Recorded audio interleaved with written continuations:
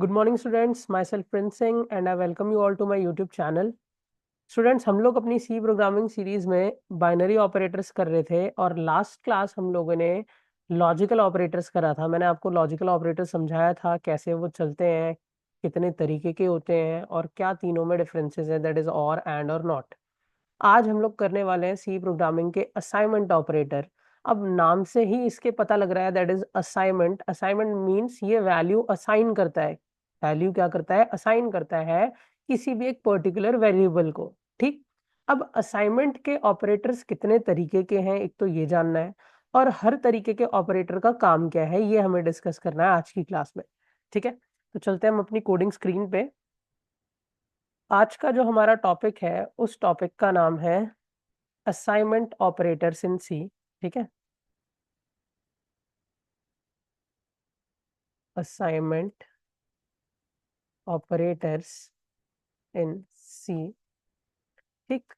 अब सी में जो असाइनमेंट ऑपरेटर है वो कौन कौन से हैं, सबसे पहले तो ये डिस्कस करते हैं हम लोग। ठीक।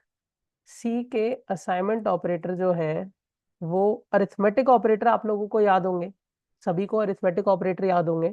उसी से रिलेट करते हुए ज्यादातर असाइनमेंट ऑपरेटर्स हैं। कैसे? पहला है इक्वल्स टू, इसका नाम है assign equals to. Assign equals. अब इसका काम है किसी में वैल्यू को स्टोर कराना। जैसे कि सर अगर हम कोड में लिखते हैं int a is equals to, या इंट में अभी नहीं लगाता, कोडिंग में यूज कर लूंगा, ए इज इक्वल्स टू 5, तो इसका मतलब आप ए की वैल्यू 5 असाइन कर दो, दैट इज ए में 5 स्टोर कर दो। स्टोर, ठीक है, स्टोरेज। नेक्स्ट, इसी इक्वल्स टू के साथ ये प्लस लगाते हैं, that is plus equals to. ये दूसरा असाइनमेंट ऑपरेटर है जिसे हम बोलते हैं असाइन सम। असाइन सम, इसका काम क्या है? ए में 5 को, जैसे ऊपर वाला जो था वो ए में 5 को स्टोर कर रहा था, ये ऑपरेटर ए में 5 को ऐड कराएगा। इसका मतलब ए की वैल्यू पहले से कुछ पड़ी है, हमें उसकी वैल्यू को +5 कराना है। ठीक। अब जैसे प्लस इज इक्वल्स टू वैसे ही माइनस इज इक्वल्स टू, मतलब सारे अरिथमेटिक ऑपरेटर असाइनमेंट के साथ चलते हैं, दैट इज असाइन। इसका नाम हो जाएगा असाइन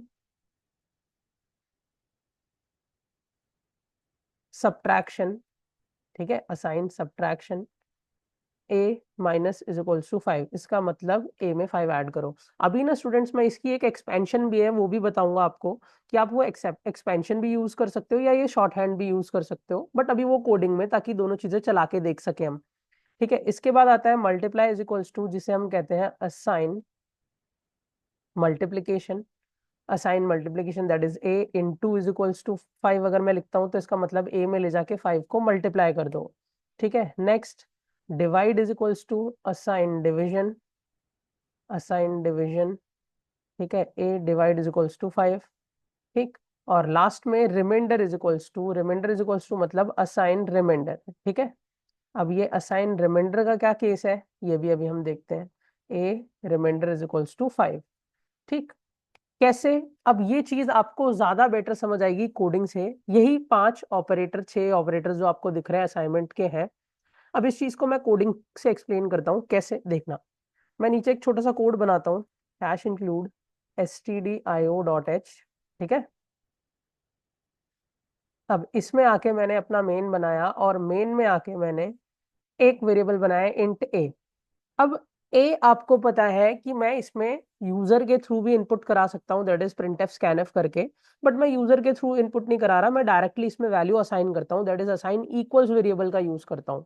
मैं लिखता हूँ a इज इक्वल्स टू 20। अब इसका मतलब ए की वैल्यू 20 स्टोर कर दो, that means assign equals use हो रहा है। यहाँ पे हम ए की वैल्यू 20 स्टोर कर रहे हैं, ए में 20 असाइन कर रहे हैं। जरा प्रिंट एफ करके देखते हैं ए को कि वो डिस्प्ले हो भी रहा है कि नहीं। स्लैश एन लगा देता हूँ ताकि सारे आउटपुट अलग अलग लाइन में आए। A is equals to percentage D then comma A. एक बार प्रिंट करके देखते हैं कि ये हमें 20 दे भी रहा है कि नहीं। ठीक। रन किया कोड को, प्रिंट एफ, अच्छा स्पेलिंग थोड़ी गलत हो गई, प्रिंट एफ। अगेन रन करते हैं कोड को। आप देखोगे ए इज इक्वल्स टू 20 लिखा हुआ आ रहा है। ठीक, क्लियर है? ठीक। ए इज इक्वल्स टू 20।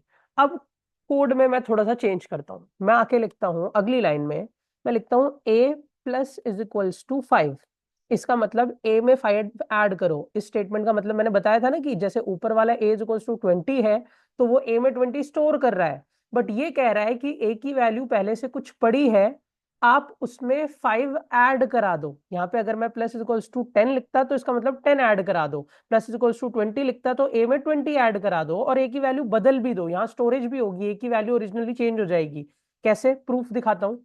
अगर मैं अगेन प्रिंटफ करता हूँ, या ऊपर वाली लाइन को मैं कॉपी पेस्ट कर देता हूँ, अगेन मैं ए को प्रिंटफ करता हूँ, ठीक है, तो आप देखोगे स्टूडेंट्स कि ए की वैल्यू बदल चुकी होगी, क्योंकि इनिशियली मैंने ए में 20 स्टोर कराया है, फिर जब मैं ये स्टेटमेंट लिखता हूँ +5, इसका मतलब उसमें +5 होगा और वैल्यू बदल जाएगी।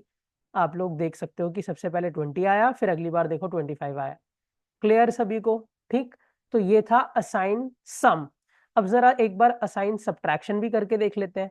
मैं इधर लिख देता हूँ Ctrl+C, again a minus is equals to 5 करा देता हूँ, ए प्लस की जगह करा देता हूँ माइनस इज इक्वल्स टू 5। इसका मतलब एक में से फिर से 5 माइनस कर दो।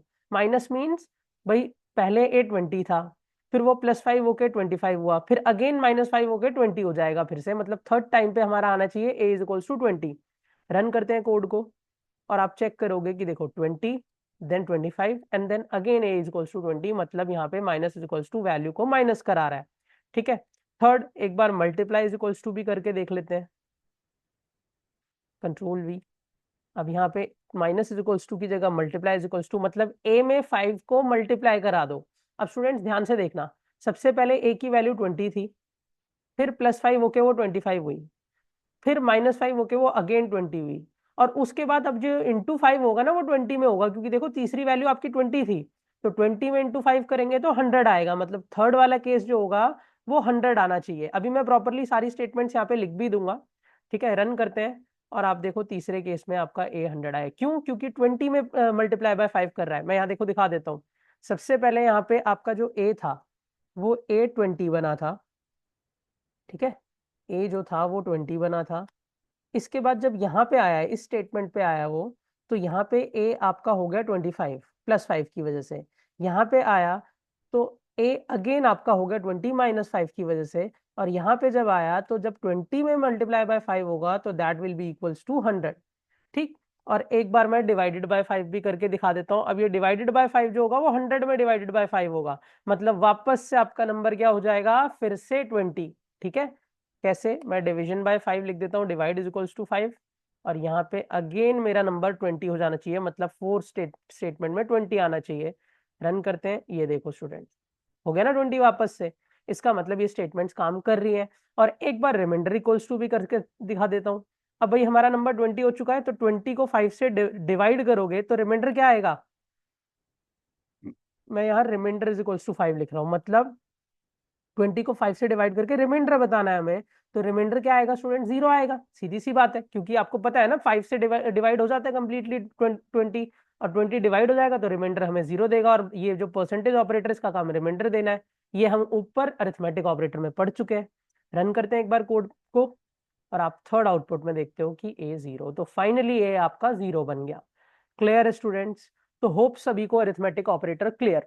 अब मैं आपको एक स्टेटमेंट बता रहा था, मैं बोल रहा था कि इसका मैं आपको एक्सपेंशन भी बताऊंगा।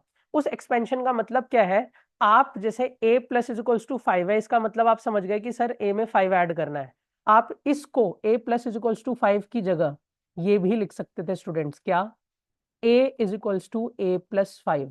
तो कभी कंफ्यूज मत होना, ये स्टेटमेंट और ये स्टेटमेंट, इसके आगे जो लिखी हुई है ये स्टेटमेंट, ये दोनों स्टेटमेंट सेम है स्टूडेंट। आप ये लिखो तो भी आंसर सेम आएगा, ये लिखोगे तो भी आंसर सेम आएगा। ऐसे ही नीचे वाले केस में आप a minus is equals to 5 की जगह क्या लिख सकते थे? आपको अब समझ आ गया होगा, that is a is equals to a minus 5। ठीक है, ये स्टेटमेंट और ये वाली स्टेटमेंट सेम है। ऐसे ही इसमें भी a is equals to a into 5।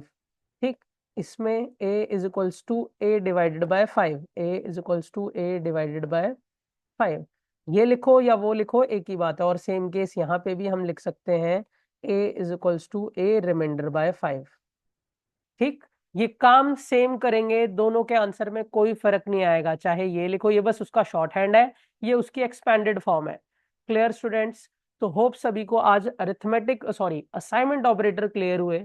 ठीक, अब नेक्स्ट क्लास हम लोग बिटवाइज ऑपरेटर्स करेंगे, और फिर उसके बाद एक most important operator that is ternary operators, जिसकी कोडिंग अक्सर कॉलेज के एग्जाम्स में आ जाती है, मिड टर्म में आ जाती है, एक्सटर्नल एग्जाम्स में भी आ जाती है, कई बार असाइनमेंट्स में क्वेश्चन दिए जाते हैं। तो नेक्स्ट क्लास हम बिटवाइज ऑपरेटर करते हैं। आज के लिए इतना students, till then keep watching and keep learning. Thank you, have a nice day everyone.